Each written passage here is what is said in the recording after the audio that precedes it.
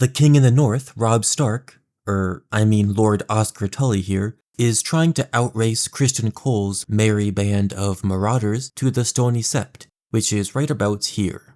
It's where, 150 years from now, Jon Connington will fail miserably against Ned Stark and the Demon of the Trident.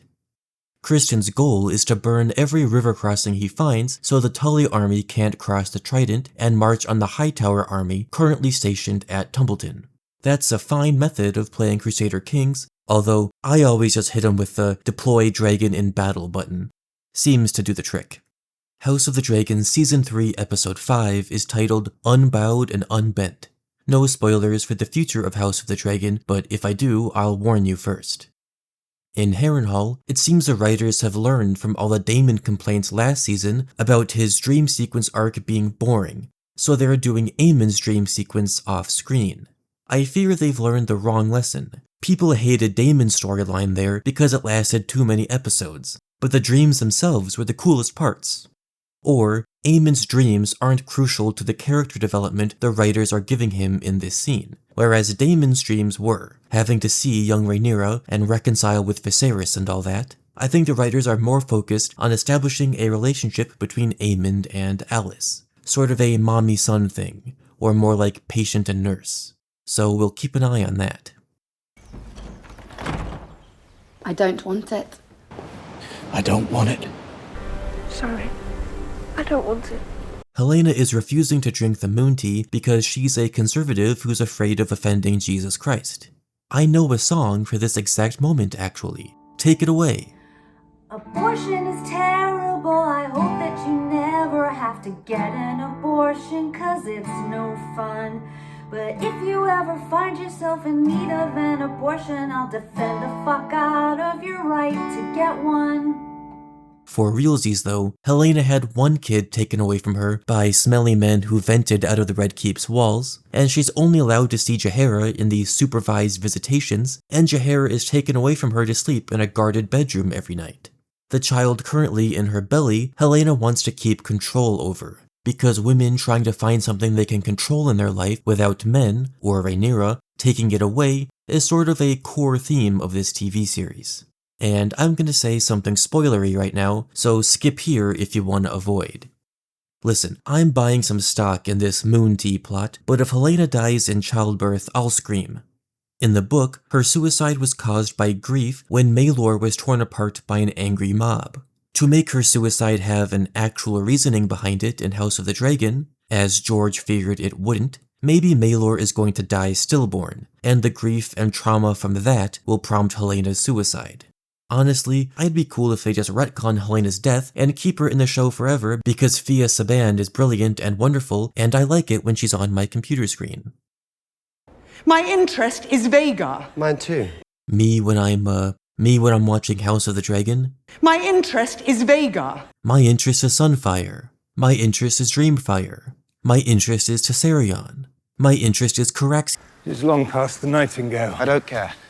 I love when these shows bring up weirdo Westerosi lore. If you didn't know, this is their system for naming the hours of the day. The hour of the nightingale comes after the blackest part of night, and Larys says they are well past the nightingale, so it's probably like 4 or 5 in the morning. They should get some sleep. But stop telling me what I can't do! Gee willikers, I love when Tom Glencarny yells. He's so good at it. My son is my legacy! My son is heir to the Iron Throne! She's fucking laughing at me! He's also really good at singing, if you didn't know. At the risk of being copyright stricken, listen to this.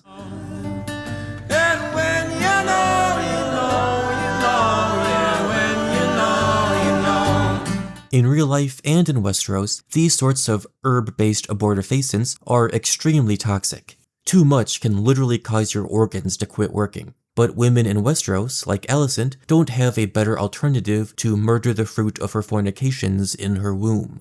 Except Alicent obviously isn't pregnant. She's just tanking this toxic folk remedy because she's fiercely protective of Helaena because Helena's morally perfect. Unlike the two sons who Alicent now hates, who are certainly morally evil by our modern standards, and even by Westerosi standards, really unchill. So we're basically reheating the Marine storyline from Game of Thrones Season 5, when Dany's Unsullied kept getting murked by the Sons of the Harpy. Except in that case, it was rich people angry at the Liberator Queen who the poor people loved. And in this case, it's rich people using poor people to hurt Rhaenyra who the poor people also mostly hate. This guy's note says, "Gold blood spilled, 3 marked in the tally, the account lies open." Dumb Chris interpretation, "We killed 3 gold cloaks, more killings to come." He's a minor lord who attended Rhaenyra's rat feast, and now seems to be working for Ormund Hightower.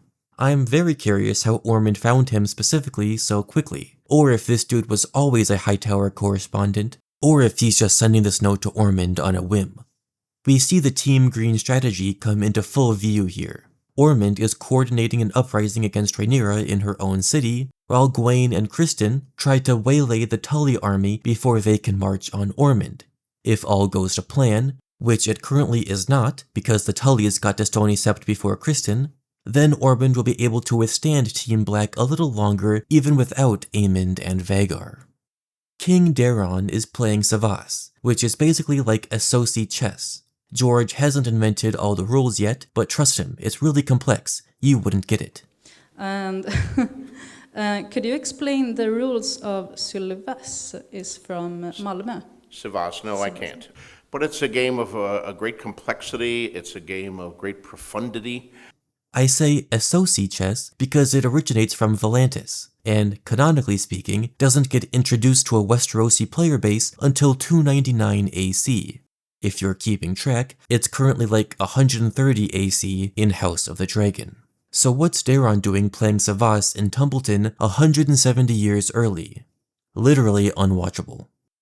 We're making this shit up. She was the only woman ever to have been gifted with a truly military mind. One of the more subtly misogynistic things I've ever heard, but go off, I guess. The writers are doing an interesting, warped perception thing between Aegon and Aemond. Aemond says he worshipped Aegon, but Aegon felt cast aside and inferior in favor of Aemond the Champion. So Aegon bullied Aemond to get revenge, and that bullying is what turned Aemond against him, I suppose.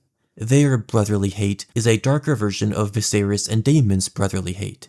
Their feud never evolved into attempted fratricide, but echoes of the same thing. Obviously, they're making Aemond a mini Daemon, so the parallel is clear on his end. But Aegon is nothing like Viserys, except for his uselessness, I suppose. Luckily, Larys sets him straight. I'm wondering if Larys is just trying to gas him up here using reverse psychology, or if he's really going to try a different plan now without Aegon. His gold is in Braavos, so maybe he just goes overseas and retires. Oh, that's nice. Aegon came back. What the fuck? Where'd you come from, Tywin Lannister? This scene is great because Olivia Cooke is doing most of the talking. I don't mean to sound churlish, but Sonoya Mizuno is probably the weakest link of the cast. I will keep no more secrets from the Queen. And what will be the result? Usually, if I have nothing constructive to say, I don't mention it, but it's also an opportunity to shine a light on how amazing the rest of the cast is.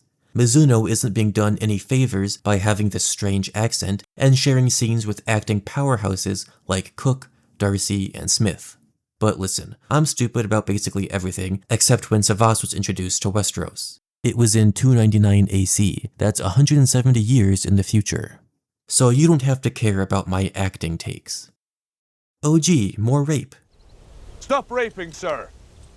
And look at this guy, doing his best Bloodraven impression. The sound mix of this fight scene is absolutely glorious.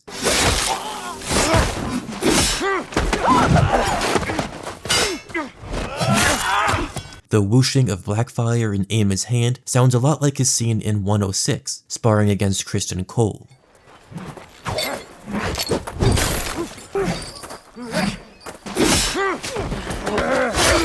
The skewering sounds are just so punchy and gross. I love it.